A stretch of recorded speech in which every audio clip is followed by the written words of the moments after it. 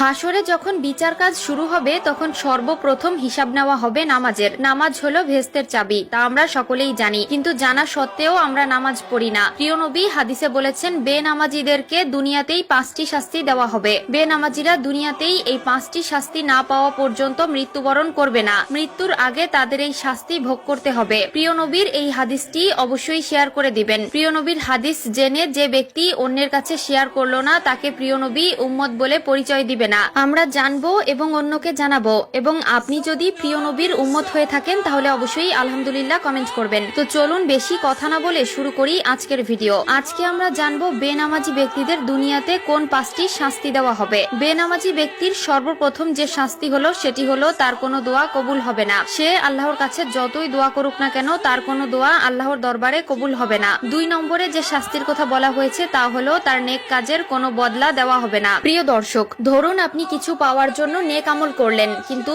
আফসোসের বিষয় আপনি যদি বেনামাজি হয়ে থাকেন আপনার নেক কাজের কোনো ফল আপনি পাবেন না। 3 নম্বরে যে শাস্তির কথা বলা হয়েছে তা হলো চেহারা থেকে নেককারদের নূর উঠে যাবে। প্রিয় দর্শক, জন্মগতভাবেই আল্লাহ তাআলা কালো, সুন্দর, অসুন্দর সকলের চেহারায় একটি মায়াবী নূর দিয়েছেন, কিন্তু নামাজ না পড়ার কারণে তাদের চেহারা থেকে সেই নূর উঠে যায় এবং দেখতে দেখতে একসময় চেহারার অবস্থা ভয়ঙ্কর হয়ে যায়। যার চেহারা থেকে আল্লাহর নূর উঠিয়ে নেয় তার প্রতি মানুষের কোনো মায়া মহব্বত থাকে না। 4 নম্বরে যে শাস্তির কথা বলা হয়েছে তা হলো তার জীবনের বরকত উঠে যাবে। আয় রোজগারে বরকত থাকবে না, ব্যবসা বাণিজ্যে কোনো সাফল্য পাবে না, সংসার জীবনে একটার পর একটা অশান্তি লেগেই থাকবে।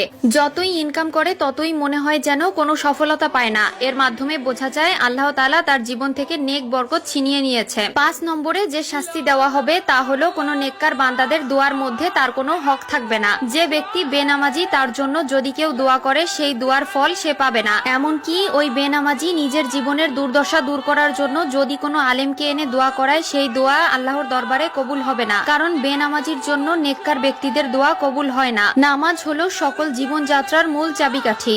আপনি নামাজ পড়লে আপনার জীবনের সকল সমস্যার সমাধান পাবেন। আপনি নামাজ পড়লে আপনার জীবনের সকল বাধা বিপত্তি কেটে যাবে। এমনকি আল্লাহর রহমতে আপনার জীবনটা খুব সুন্দরভাবে কাটিয়ে দিতে পারবেন। আল্লাহ আমাদের সবাইকে 5 ওয়াক্ত নামাজ পড়ার তৌফিক দিক, আমিন।